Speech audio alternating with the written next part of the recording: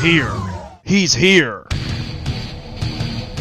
Now, in a random student media building, deep in the bowels of the recording studio, under the wooden plaster of a marked building, we once again make contact with our lead analyst, Scott Harris.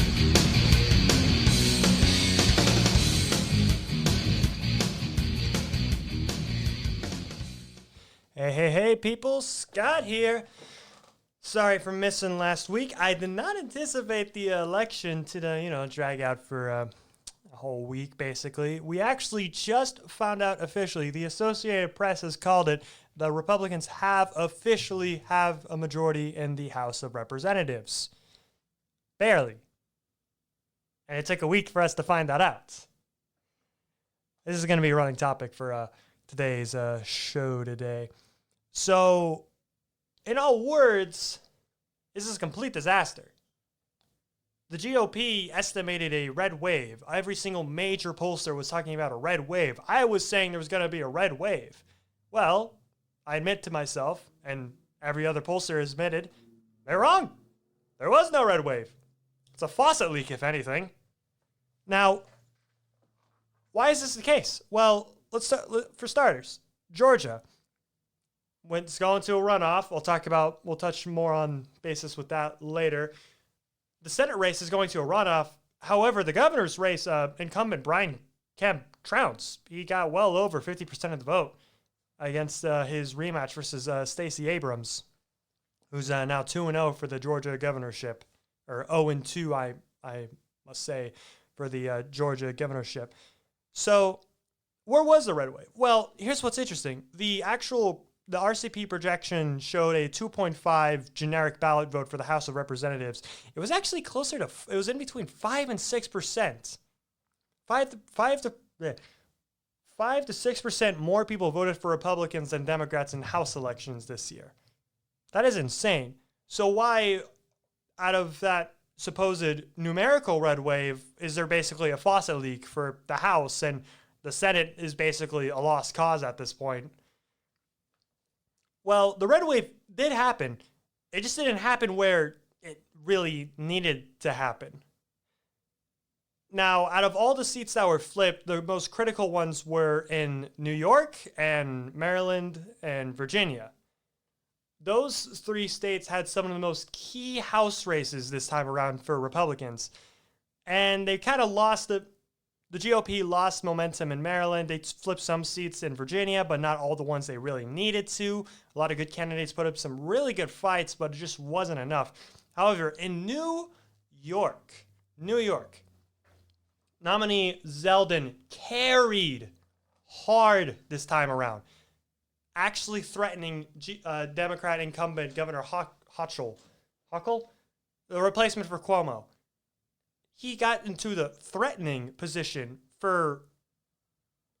against a Democrat in New York. There are now 10, it's now, the ratio of House representatives is 10 Republicans and 14 Democrats. In an actual full red wave election, there could be majority Republicans in the House of Representatives from New York. That's unimaginable. Like, ask yourself, would you say 8 years ago, would you ask, there's a chance that Chuck Schumer would lose 15 points between 2016 and 2022 for his reelection? Nobody would have thought that back in the day, but it's happening. Chuck Schumer won 70% of the vote in 2016 for his reelection. He only got 55%. Now, is winning 55% really good? Yeah, it's pretty good. But he won at a lower margin than Marco Rubio did. I'm going to touch on Florida a lot because Florida is very interesting. New York and Florida are the reason why the GOP were able to take the House. Without those two states and the redistricting done, the GOP wouldn't have taken the House. Especially in this condition, or at least what it said. The counting of ballots slowed down to a crawl. We didn't know any results, like the day of. we knew some key ones. The most important one we found immediately was that the Yeti Fetterman is going to be the next senator of Pennsylvania. We will have a Yeti in Congress. Let's go. The next Abe Lincoln. Over 6'5". Woo! Regardless, I digress. We did find out other news. Mitch McConnell is retaining his spot as GOP Senate leader. Whether he is the majority or the minority leader remains to be seen. We have to wait for Georgia, of course. I'll get on to the current standings of the Senate later on. But regardless, the House is looking very funky. It's not looking great. Washington's 3rd District's Joe Kent, MAGA Republican, lost barely in a +7 Trump district in 2020. Not great. Not great in the slightest. Now, I want to talk about interesting why. Well, people have their reasonings. However, some say abortion was the thing that carried the Democrats, whereas I personally disagree. NBC had a poll, basically they had a bunch during their live coverage of 2022. They had a bunch of exit polls showing what is your most important issue, and only 35% of people said abortion was their top priority, leaving a whopping 65% of people basically other issues, primarily inflation. Inflation was the biggest issue reported, followed by immigration, crime, etc. And so abortion definitely helped the Democrats. It didn't carry them. So what did carry them? Well, I laughed at what was happening during the primaries. If you don't remember, during the primaries, basically the MAGA candidates swept over basically all other Republicans.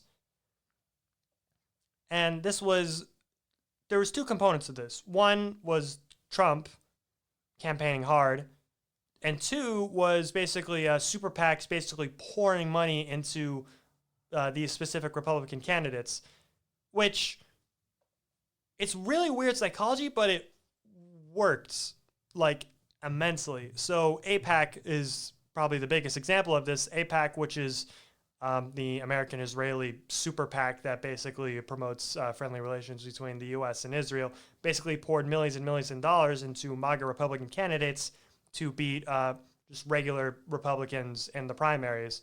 Hence, Liz Cheney losing her primary and basically now becoming irrelevant, along with a host other of different Republicans who were deemed rhinos or, I guess, compassionate conservatives, with, say, the exception of Romney. Granted, Romney wasn't up for re-election this year, so whatever. Anyways, the voting system crawled to a crawl. What do I mean by this? Well, states that I did not expect to take days to count, literally the entire West Coast, what the heck, did take days to count. I didn't know, we didn't find out who won Washington's 3rd District until 2 or 3 days ago.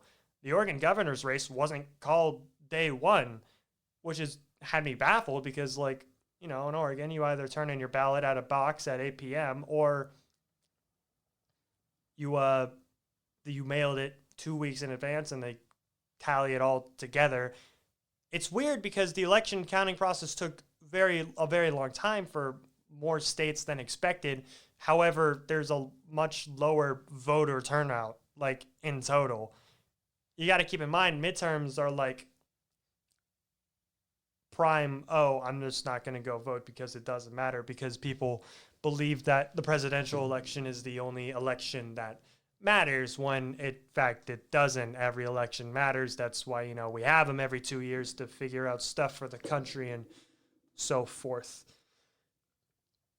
Now, what's interesting is that I'm going to get to Florida in a minute, but just to briefly mention, people are now looking to current Governor DeSantis, who basically trounced and dominated in his in the re-election. All Florida's votes were counted enough by the time that all the votes have been counted that the margin had already projected that DeSantis and Rubio would both win re-election for governor and Senate.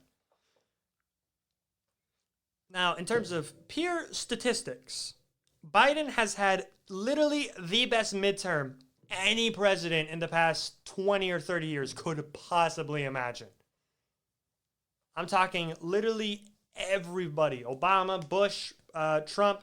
He literally had a better midterm than anybody. Barely lost the House and is looking to keep the Senate. It's unclear of how it's going to go yet. We still have to wait for Georgia to fire off, which is coming up on December 6th. But that remains to be seen, but we shall see. It all rests on Georgia. We're going to talk about more about that later. It's interesting, too, because inflation is going up. Gas prices, they've gone down. They're still high. I'll touch on that in a bit later, too. He's the lowest approval rating of any president during their first term. Lower than Trump, lower than Obama, lower than Bush, lower than everybody. And yet he has had the single best presidential midterm performance in literally the 21st century. Like, it's unheard of, honestly. The red wave hit the blue wall, leaked through a little bit through the brick and mortar, and some drops came through and whatnot. And McCarthy is looking like he's a bit in trouble, or he's going to have a hard time reeling in like the members of the House. However, I did see some reports that McCarthy does not have actually the votes to become Speaker of the House, even though the Republicans will take the House. We shall see. This remains to be unseen. However, what's interesting to note is that every MAGA endorsed candidate by Trump basically either lost or performed really, really poorly. It's interesting. In Colorado, Representative Boebert was like on track to lose until they got to the 99% votes reporting mark, and she won. She's probably going to win. They haven't called the race yet officially. It's looking like she's going to win. However, she's at like a 1,000 vote plus in a district that like Trump carried in the last election. Like, it's ridiculous. Like, honestly, this election is so weird. High GOP generic ballot, 5%. Barely takes the House. No Senate. Masters and Laxit, the guy in Arizona, they both lost. Laxit was looking on track to win. He lost to the astronaut. That's what I'm going to say. Or was it the other way around? Anyways, let's get back to Oregon, the home state, where I'm at right now. It's pretty good. It's all right. It's beautiful. It's autumn. It's nice. Let's talk about the House. So all the House districts in Oregon have been called. Mike Erickson, who was in my district, lost to the Democrats, who retain their 4 seats from Oregon. However, the Democrats lost the seat in Oregon's 5th district, making Oregon a now 4-2 state. It seemed like there might have been a chance earlier this week that the Republicans might make Oregon a 3-3 state, which would be literally insane if you think about it, or like if you think what in your mind Oregon is. In other news, Senator Wyden has won his re-election handily. There was pretty much no doubt that he was going to win that. Perkins honestly didn't really have a chance. Now I get to the governorship. Oh boy. So in the governorship, Tina Kotek won over Drazen with a 3.3% lead. However, the Dems have lost their supermajority in the Oregon legislature in both the Senate and the Oregon House. What does this mean? Well, no new taxes without compromise. That's what it means. No new taxes. They have to compromise with the Republicans now. However, pretty much every measure that was put on the ballot for Oregon this time around passed. In terms of what our topics are today, the most important are the measure on basically forbidding, not really forbidding, but putting a cap on how many times legislators can walk out and stop a legislative session from occurring or happening. And that's 10 absences, or yes, unexcused absences. And then if they missed more than 10 sessions, then they just lose the right to re-election, which it won a handy majority. About over 60% of Oregonians voted in favor. In terms of a county map, there was probably only 3 counties in the state that voted a majority no, and those counties were in rural eastern Oregon. Betsy Johnson took 8.6% of the vote, barely scraping over 150,000 votes. Pretty strong on her part. Definitely a stronger performance than people were estimating her, but however, not strong enough to clear a path for Drazen to attain victory. Now, I noticed this is that what really helped the Kotek campaign. Well, I've noticed, and I did a bit of research on it, they were basically running specific targeting ads, basically saying a vote for Johnson was a vote for Drazen, even though it literally isn't, because they're two very different candidates when you compare them on a issue by issue basis. So it's incorrect. It's basically the ads sorry, I bumped into the mic. The ads focus on basically promoting the duopoly of American politics, and that was kind of her focus into the last few weeks, is kind of the fear mongering of around Drazen, and basically going after Betsy as much as possible to scrounge up the votes. Now, what's interesting about Drazen is that she did win Salem and Marion County at large, and most of the other counties in Oregon. She performed exceedingly well in the county where Eugene resides in. However, her main loss, which not really a shocker, was Multnomah, where Portland's at. Well, you see, my prediction is that basically Drazen did not compete enough in the suburbs. Washington and Clackamas County were basically her keys to victory.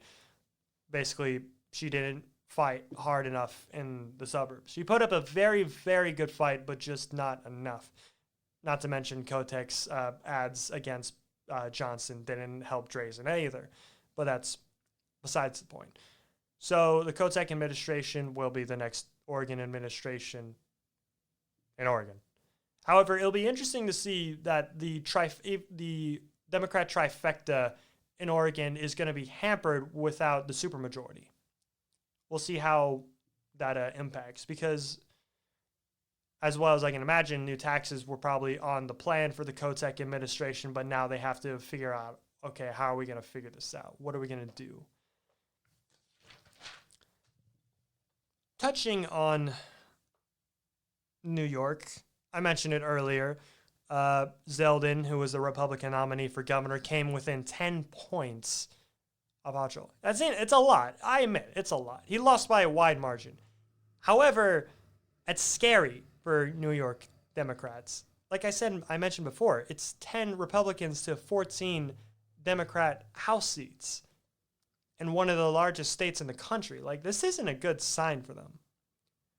It could lead to trend. It seems like there's a trend almost that New York is slowly becoming more and more red. Is that because people are moving out or people moving in? I don't know exactly, but we see that there's been a lot of effort into maybe New York turning red, and maybe definitely not in the next election, but easily maybe in 2, 3, or 4. We shall see. Now, probably out of all things, the biggest piece of news, it happened last night. If you're not aware, Trump had an announcement. He announced actually on the 7th that he was going to hold an announcement on the 15th, which was last night, in which he did. He announced that he would be running for president for the 2024 election. Now, this comes at a very interesting time. Trump, after the midterm popularity, Trump's popularity wasn't super, super high, but it wasn't super, super low either, especially among Republicans. However, following the midterms, his popularity has basically tanked, leading for DeSantis to maybe even claim the nomination potentially. Now, Trump, during his speech, just kind of went on a long ramble, listed his accomplishments, air quotes, or in terms of what he views as accomplishments, what he views as Biden's failures. More importantly, I guess in terms of soonish or recent news, he endorsed Herschel Walker and basically said we must do everything we can. I'm paraphrasing, of course. We must do everything we can to get Walker elected in the Senate, because if Walker wins the election, the Republicans can take the Senate also. They have the seats.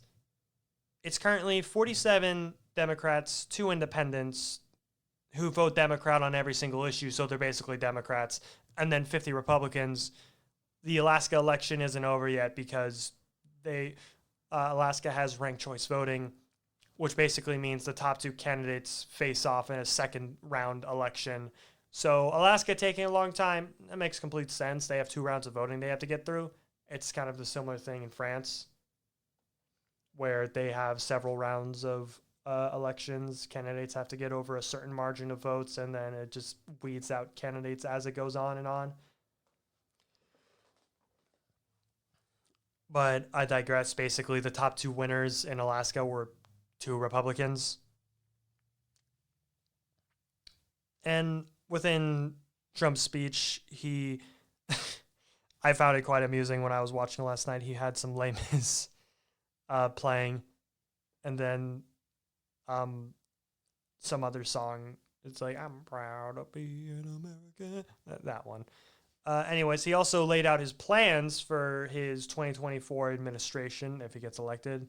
Basically, strong borders, economic policy, foreign policy, etc.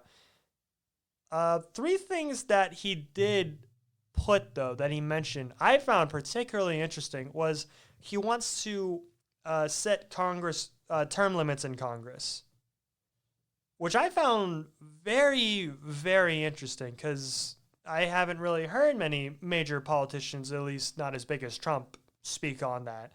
Also ban stock trading for Congress members and also ban like congressional lobbying, which is very interesting because like it seems like Trump as a businessman would greatly benefit from all 3 of these things, but he's basically actively saying, no, I don't want to do that, or I want to stop this. I just found this really interesting because like it was for when I was listening to it last night, it was just something that came out like completely out of left field. Now, how many term limits for members of Congress? I don't know exactly. He didn't really specify. He just said that there should be.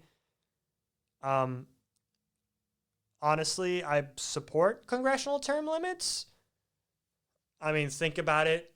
Chuck Grassley of Iowa has won his 6th term as senator. That's 6 more years, and I believe he's in his late to mid 80s. He's older than Joe Biden. That's for perspective. McConnell, super old too. Nancy Pelosi, super old. Like, to give you a figure of how old Nancy Pelosi is, she was a teenager during the Kennedy administration. Like, just to give you some perspective on that. I guess, in my personal opinion, I feel like in terms of congressional term limits, senators should only be limited to 2 terms, and House members should be limited to 4. I say this because I feel like it's pretty reasonable. Think about it. 2 terms for a senator is 12 years. Like, think about that. Like, that's crazy. And then 4 terms for a House representative is 8 years, which is just 2. It's either 2 administrations or or a full 8 years of a presidency. Now, the obvious advantage of this is basically 1, you have people who aren't on like dementia medication running the country. You have people who actually retire, and also people who are like basically entrenched in politics for literally their entire life. It helps basically bring a fresh pool of people with new ideas instead of just people who have just been there so long that they've just become so entrenched within the system that they don't want to do anything or change anything, like, at all. Think of, like, say, Mitch McConnell would not, like, say, let's put this in perspective. Nancy Pelosi would have been a House representative in, like, in the 70s and 80s. Joe Biden would have only served between, like, the 70s and also the early 80s. Mitch McConnell would only have served, 70s, 80s, and whatnot. Just overall, like, think about it. New constant ideas from new people coming into our legislature and stuff like that. Now, want to talk about my new favorite politician in Washington. I say favorite, not based on policy, just based on appearance purely. Fetterman, the Yeti himself, the Yeti man, has arrived to his brand new office in the Senate. If you don't know, basically, even like immediately after elections are done, the great migration of Congress begins. Every election, if some people lose or win or whatever, basically every member of Congress has an office, like a federal office, basically, and they move all their in-custom stuff, and they take out all their custom stuff if they lose, and then they move in new stuff if they get reelected, and so on and so on. So a lot of people who lost their seats in this election had to just, move out, basically, already. And Fetterman moved in. He got sworn in. Not sworn. They showed up. Took a photo with his wife in front of his new office. He was wearing the same suit that he wore when he debated Dr. Oz, which Oz, he's just gone. I haven't heard anything from him since. I'm a little sad. I was really looking forward to the whole hoodie short drip or like apparel that Fetterman has basically been only campaigning on. But hopefully we see that. I would love to see the cargo shorts black hoodie on like, a 6'8" man just in Congress, just towering over everybody. Like, nobody's going to question him. Like, the man's just going to wear a hoodie and cargo shorts. Nobody's going to do anything about that. Let him be. He's just chilling. Anywho, we had some other interesting news. Following the election, I mentioned this earlier. Ron DeSantis cleaned house on Tuesday the 8th. Won double-digit margins, basically one of the greatest, re-election campaigns in terms of just pure numbers. Now, what DeSantis has in common is that he has a bit of commonality with... Oh, sorry, I just bumped the table. He has a commonality with Governor Youngkin of Virginia, who won a massive upset in 2021. Now, they're both in Trump's crosshairs for whatever reason. Well, whatever reason. Trump feels he's threatened by DeSantis and Youngkin, even though neither of them have literally spoken out against him. Like DeSantis said something. I'll get to that in a minute. But, Donald Trump has been coming out saying Ron sanctimonious. He said Youngkin. It was one of the strangest posts I've ever seen, because it was just it was incoherent rambling of sorts. I don't know how else to explain it, honestly. It was a post on True Social, Trump's social media platform that he regularly posts on. He was talking smack about Governor Youngkin, but he also added the fact that Youngkin sounds Chinese. I don't know why. I was just really confused. It just seems like, why would you even say that or mention it? It just doesn't make sense. But anyways, my greater point, he's going after them mainly because people are saying, well, all of Trump's candidates either lost or had poor performances. DeSantis actually had an amazing performance, and Republicans took a lot of House seats, particularly in Florida, after redistricting and whatnot. Like I mentioned earlier, Joe Kent, Washington 3rd District, MAGA Republican, lost in a +7 Trump district in 2020. Yeah, it was just very strange. DeSantis made a remark during one of his press conferences after the re-election saying, a reporter was basically I'm paraphrasing, but a reporter was asking, oh, what do you think of Trump's comments against you? And DeSantis just goes just look at the scoreboard on Tuesday, on the 8th. He's not wrong. Now, what's most interesting is that every single poll I've seen following Tuesday the 8th has put DeSantis ahead of Trump in every 2024 GOP primary poll. DeSantis is now polling ahead by solid lead, some 4 points, some 6. Sorry about that. And then I saw in a poll earlier today, the poll being it's the first poll I've seen about a 2024 just presidential general election, like a head-to-head competition. And so the first one, it's about 1,000 recipients. In a race between Governor DeSantis and President Biden, DeSantis pulled ahead at 4% more ahead of Biden at a 49-45% ratio. In a Trump versus Biden poll, same people who voted in the last one, Trump was only up by 2% ahead of Biden, but the margins are closer at 48-46. Now, I think just overall, Trump is scared. He knows that if DeSantis decides to run in the primary, which he has a lot of time to do, the first the Iowa caucus, which is the first primary, isn't held until the election year itself. And then some debates would be held maybe, but we'll see to it. But it'll be interesting to see, honestly, because DeSantis has, he has a few months to decide. He basically has all of the rest of 2022, and I'd say about until September of 2023. He basically has to come to a decision, am I going to run for the presidency?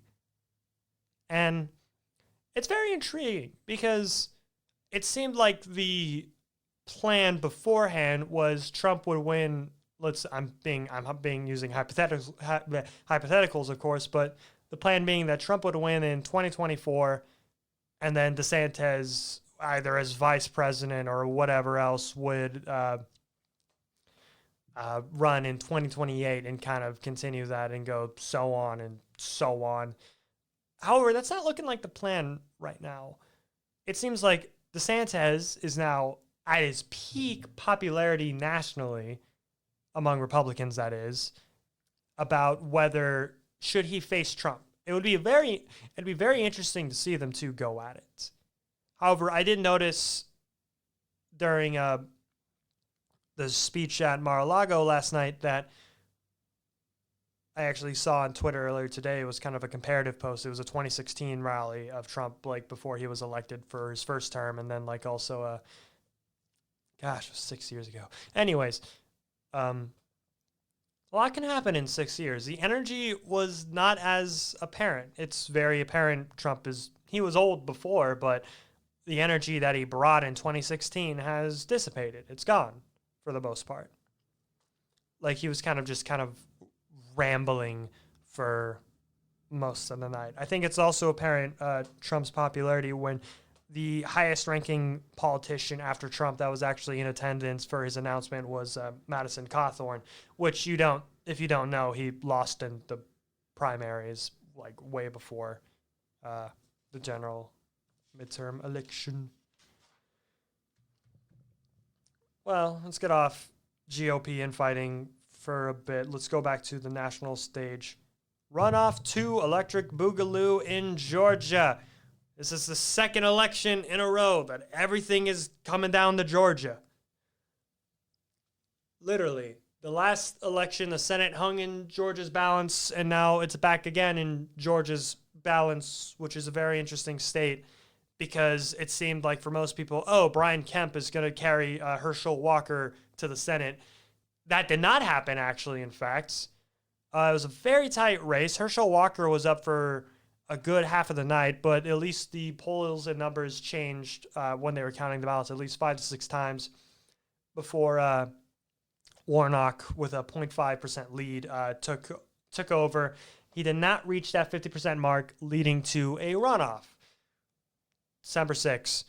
Only those two, Warnock and Walker, head to head. I believe the campaign season's already. It's already going. It's way going. Because you got to keep in mind, 3 weeks. 3 weeks after Thanksgiving, December 6th, there will be another election in Georgia between only Herschel Walker and Warnock. Now, you might ask, well, why do they have this runoff rule? Why did it happen in the first place? Well, it's because the Libertarian candidate took 2% of the vote, which was enough to basically screw over both Warnock and Walker into not winning the same night. So we'll see how those people who voted Libertarian in that election are going to choose in the runoff. Now, you could say with confidence, oh, well, if they voted Libertarian, they'll probably vote Republican. Maybe. Maybe not. Libertarians are kind of smushed in with Republicans a lot when they really shouldn't be. Like, the most libertarian-esque Republican is Rand Paul, son of Ron Paul. But even he is very, different in comparison to, the mainstream Libertarian Party. He's no Gary Johnson, if you don't remember him from 2016.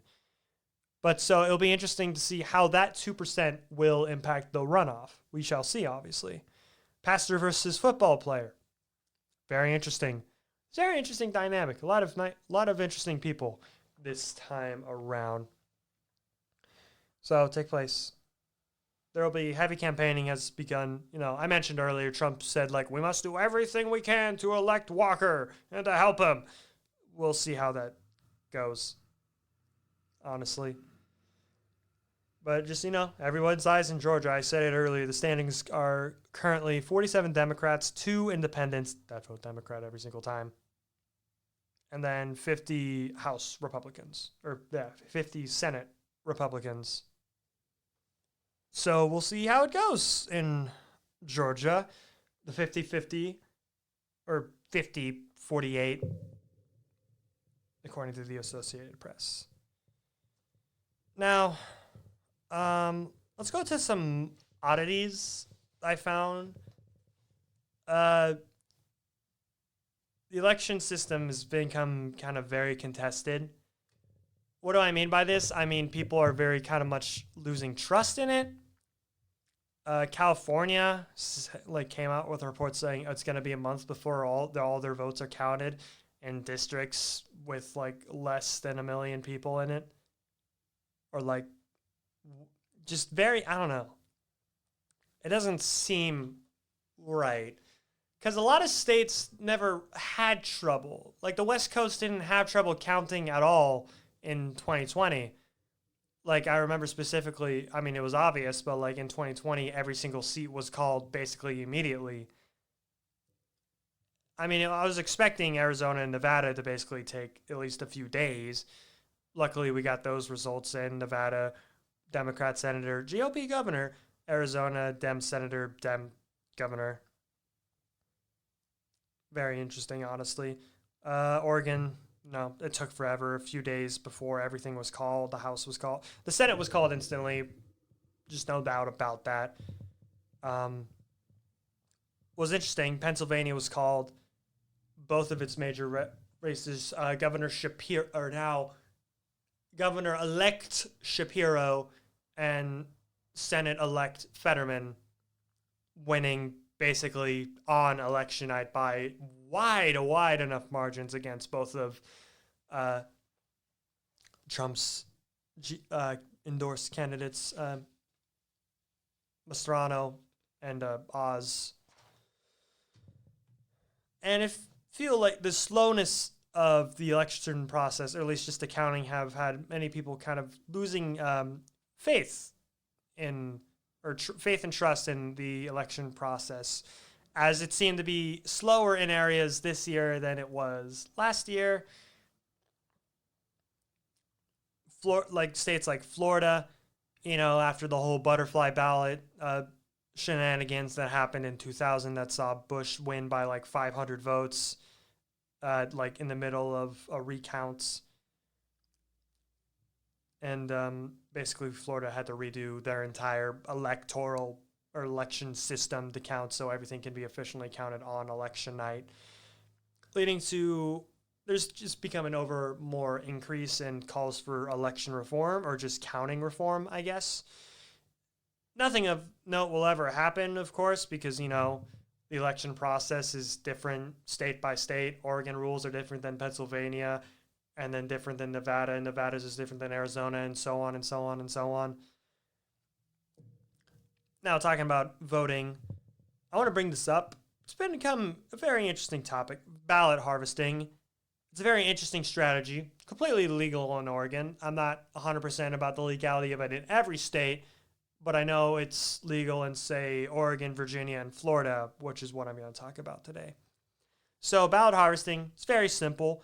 Basically, party members go to fellow party members' houses to collect their ballots for them and to drop them off at election facilities. It's predominantly used in a vote-by-mail state, but with absentee ballots a thing, now every state can be vote-by-mail, depending on if that state allows it or not. Like, literally, I had a ballot harvester come to my house the day of election day. Like, I was just cooking my pizza. I got a pizza. I was cooking it, and like I realized, oh hey, did you already vote? I was like, yeah, I turned it in already, and it was like, oh, okay, have a good day, and then he left. Now, here's the thing. I've seen debates within the GOP space, small Twitter accounts to basically large personalities, saying that maybe the Republicans should embrace ballot harvesting and vote by mail, in which their argument for that is, since there's a lot of senior citizens that lean or vote Republican most of the time, that it would be beneficial that these people who are most likely registered party members then have their ballots collected, and thus getting more Republican votes in elections. While as the counter argument, I guess I should bring this up, Trump during his speech last night basically said that there should only be election day voting with paper ballots, and that those ballots should all be counted by that night.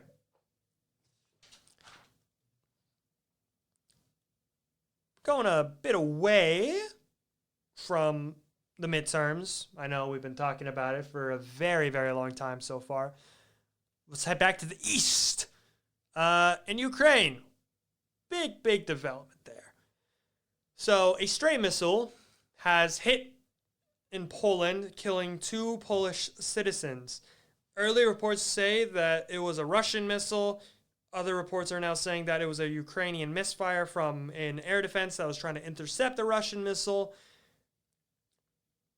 President Zelensky has come out and said that NATO should take action against Russia, basically saying that it was a Russian missile. And then other U.S. officials are saying, yes, this was entirely Russia's doing, one way or the other. Times remain very, very tense. Along with that, Biden has promised basically billions and billions more in aid to Ukraine in their effort against Russia, in which the Ukrainian armed forces had actually recently started pushing in and or have liberated parts of Kherson. I'm hoping I'm pronouncing that right. It's a southern Ukrainian city that sits on the mouth of a river that connects to the Black Sea. Very, very vital and strategic point. It was basically the main point of entry for Russian forces to continue pushing west. However, their push has come to a staggering halt, and Ukrainian forces have counterattacked immensely and are now overall succeeding in the war. In other news, Biden-related news, Biden made a statement on the midterms basically saying, we're very confident. We might lose the House, but we're prepared to work with Republicans and McCarthy, and also saying that he's pretty confident that they're going to hold the Senate, which it's very much looking like that. In all honesty, my personal prediction, Warnock's going to take it. I think so.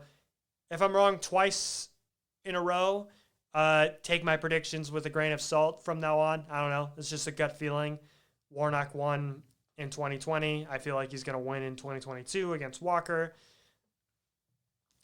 It'll be very interesting to see. Anyways, another Biden-related news. G7, G20 summits, which are basically global world leaders summits, have been happening ongoing this week. Everybody's been there. Macron, I believe MBS was there. Xi Jinping, Justin Trudeau, Biden himself was all there. Various reasons they're meeting, climate change, diplomacy, etc.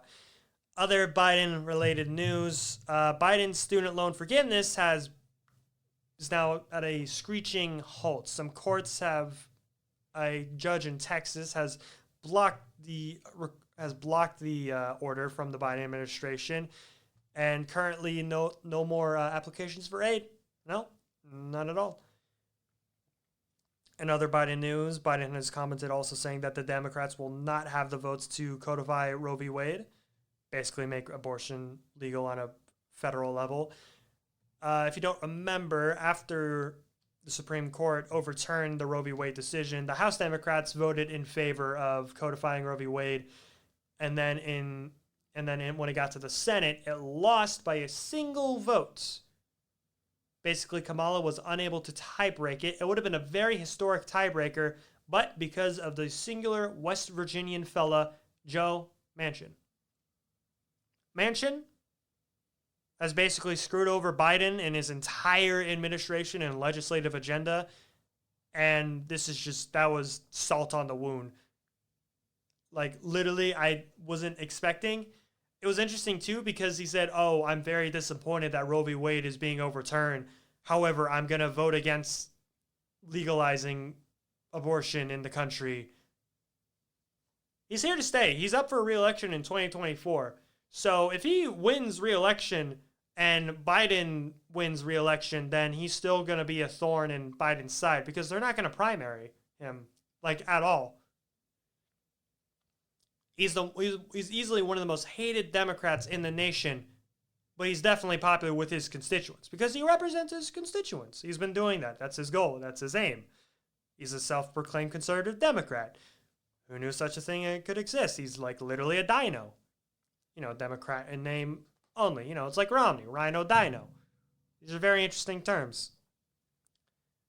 Anyways, gas prices, strategic reserve, getting close to empty. Gas is down, however. It's $4.42 a gallon in my area. Not the $2.50 that I was. Not the $2.50 at all. It's better than it being $5, over $5. However, that remains to be seen. If it will go down or up, we'll see. We have been seeing some interesting developments. Venezuela has been going under a massive financial crisis for who knows how long at this point under President Maduro. Maduro basically nationalized the Venezuela's oil, and now his economy has basically gotten turned for the worst, and conditions there are horrible.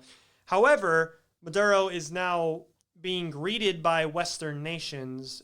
Primarily, there was a recent photo shoot or video of President Macron of France greeting Maduro as a friend. Why do I mention this? Well, Venezuela is actually on one of the largest oil reserves in the world. I mentioned this on the last show, that Biden could get buddy-buddy with Maduro to get some sweet, sweet oil to hopefully reduce prices. Long term, not a great idea. Short term, it could be the solution. However, that remains to be seen. That's going to wrap up our show today. Thank you all for listening. This has been Capitol Hill Landscaping with Scotty, and I will see you next time. Take care.